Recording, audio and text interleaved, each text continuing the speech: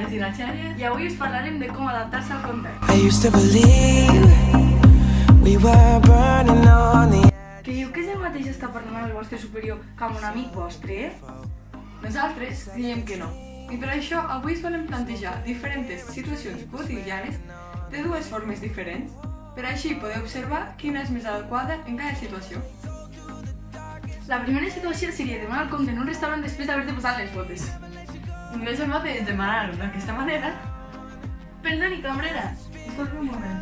Què voldria? Qui podria portar el compte, sisplau? Ara mateix. Moltes gràcies. Què? Però d'aquesta. Ei, tu, senyora! Disculpa un moment. Senyora, què voldria? Porta'm el compte ara mateix, ràpid! Senyora, estic parlant per telèfon. Quan pugui, ja te porto.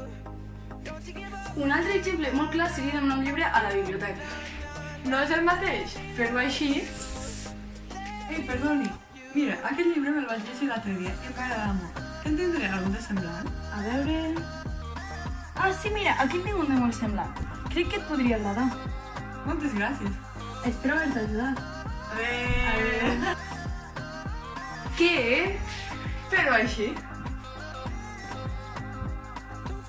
Ei, senyora, tu, de la recepció, té aquest llibre que no m'agrada gens. Bueno, pues si no et va agradar, potser aquest t'agradaria, no ho sé.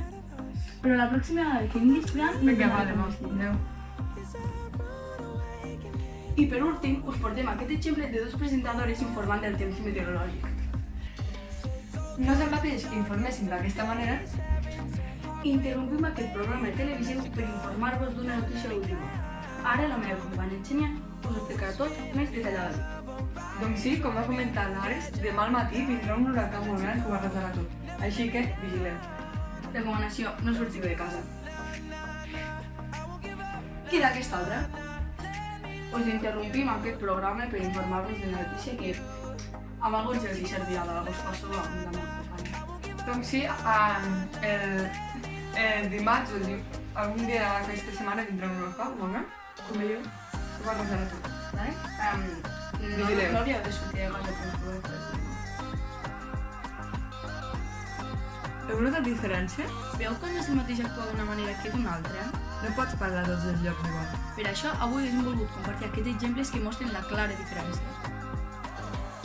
Adéu!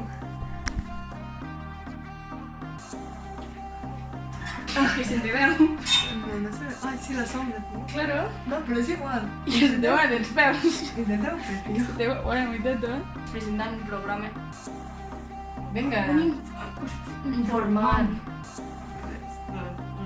Hola, som la Xènia i la... Com fem amb els braços? Així.